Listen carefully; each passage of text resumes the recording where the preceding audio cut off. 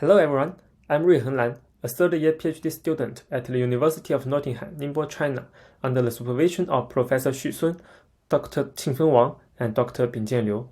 Today, I'll talk to you about ultrasonic mid-air haptics on the face, effects of lateral modulation frequency and amplitude on users' responses. Haptic feedback is a widely recognized and intuitive feedback method in human-computer interactions. With the advent of high-fidelity extended reality technology, there is a notable shift toward using the face as the haptic feedback target. Numerous interaction systems have explored the use of face as the haptic interface across areas such as virtual reality, augmented reality, and universal design. Despite getting positive results and promising implications for specific face haptic applications, a major limitation of previous face haptic designs is reliance on contact-based devices. Due to the inherent nature of physical size of the haptic actuators, contact-based haptic devices generally can only achieve limited spatial resolutions as well as pose relatively bulky and heavy devices on users' heads. Ultrasonic mid-air haptics, UMH, is a novel contactless haptic technology. It employs focused ultrasound waves to stimulate the skin and create a sense of haptic. Compared to contact-based haptic devices and other contactless haptic approaches, UMH has three main advantages. First, it can change a user's perception of haptic feedback by adjusting the modulation parameters.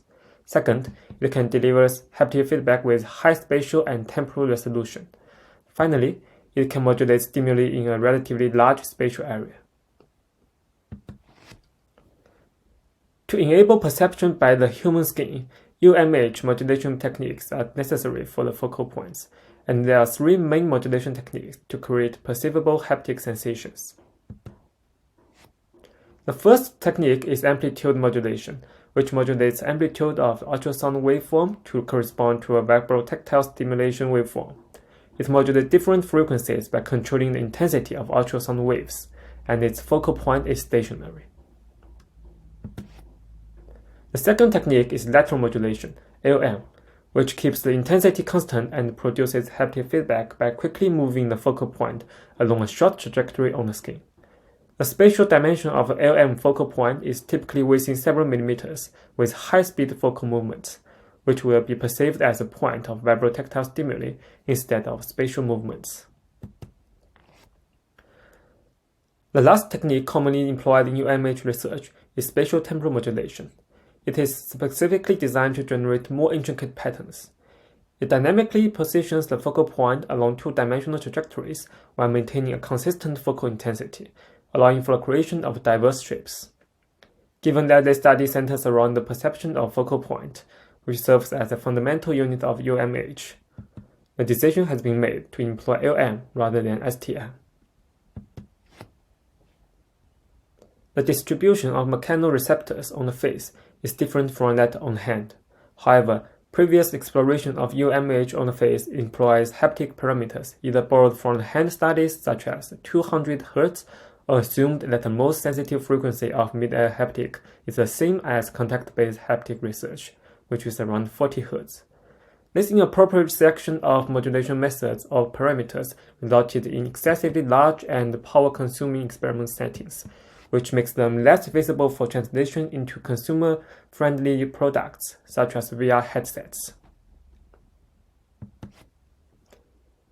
To fill this gap, the study aims to examine how different UMH parameters influence users' perceptual and emotional responses across different facial sites. Specifically, we render UMH stimuli with combinations of 4 frequencies and 4 amplitude in a user study with 24 participants regarding their perceived intensity, valence, which is pleasantness, and arousal, which is emotional activation. And we selected 3 facial sites to yield a representative picture of the whole face. The first area is the lip, which is the only glabrous skin on the face. It is expected to have higher tactile sensitivity than other facial areas. And the second position is in the cheek, beside the nose. This location represents most facial areas, as no significant differences were found between the forehead, cheek, and jaw under the same UMH stimuli. The third area is on the user's nose, which is an unexplored location on the face. The nose has a unique geometry and is centered on the face, which may result in different perceptual responses compared to other facial areas.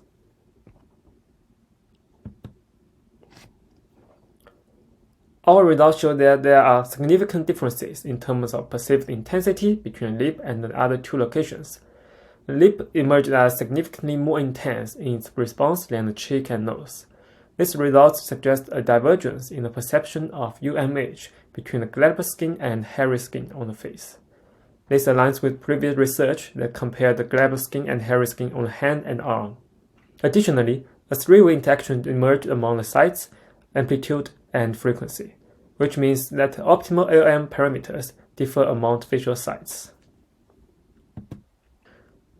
In terms of LM amplitude, the perceived intensity can be found to increase with the value of LM amplitude in all three facial areas. This result can be explained by the spatial summation phenomena at the receptor level. In other words, larger stimulated areas lead to a stronger perception of intensity for UMH feedback. However, it should be noted that the perceived intensity will stop increasing when the skin is saturated. For the facial areas, no significant differences were observed when amplitude reaches 9 mm, suggesting that the optimal LM amplitude for perceived intensity lies between 9 mm and 12 mm. For the influence of LM frequency, the lip was more sensitive at a frequency of 70 Hz, while the cheek and nose were more sensitive to a frequency of around 40 Hz. This result suggests that the optimal frequency for perceiving LM differs between glabrous skin and hairy skin on the face. And this heightened sensitivity to lower LM frequencies on the cheek and nose might be due to a presence of hair receptors, which are absent on the lip. Differences in observed frequency across facial sites may also be associated with different skin elastic properties. The lip possesses greater elasticity than the cheek and nose, which makes it adept at accommodating higher LM frequency. Additionally, results showed varying arousal levels across different facial sites, with the nose evoking a more calming response and the lip generating heightened excitement. For designers and researchers, this finding highlights the importance of carefully selecting the feedback sites, as the same feedback patterns for different sites may elicit different user responses. Similar to the result of perceived intensity, the users reported the highest arousal at amplitude of 9 mm or 12 mm. In alignment with LM amplitude, users' emotional responses can be influenced by the LM frequency. Frequencies ranging from 40 Hz to 70 Hz notably enhance arousal, with facilitating more engaging interactions without affecting the valence. Here, based on previous results, we propose 3 potential directions of UMH on the face. The first application is the autonomous vehicle user interface. In the context of autonomous vehicles, UMH on the face holds advantages over hand-based interactions because the hand is always occupied by non-driving related tasks. For example, UMH feedback on the lip can quickly alert a driver to take control during emergencies, and haptic feedbacks on nose could serve as a soothing confirmation signal while using voice control to adjust the in-vehicle temperature. The second application is in the area of inclusive design. Face haptics using UMH offer a range of exciting possibilities for inclusive designers. By adjusting the LM parameters, designers can create diverse haptic feedback cues with a limited number of transducers, which makes it possible to be integrated into wearable devices such as a hat. Environment information such as direction and location can be projected on the face with different facial sites and intensity levels. Such devices can be invaluable for individuals with visual or hearing impairments facing challenges in perceiving their surroundings in daily life. The third application is to create a more immersive experience in VR and AR. By seamlessly integrating high-resolution UMH feedback with visual and auditory cues, it is expected to achieve a more encompassing and engrossing virtual experience, which helps with the realization of the concept of metaverse. For example, in a virtual environment where individuals meet and engage in conversations, the emotions can be simultaneously conveyed by adjusting UMH parameters. In conclusion, this study investigated effects of LM frequency and LM amplitude on users' perceptual and emotional responses across 3 typical facial sites. Our findings mirror the difference between glabrous skin and hairy skin from hand and arm to facial skin. And our results underscore the influence of both LM parameters on users' perceived intensity and arousal levels. For glabrous facial skin, the optimal LM frequency was identified as 70 Hz, while for hairy facial skin, the optimal frequency is 40 Hz.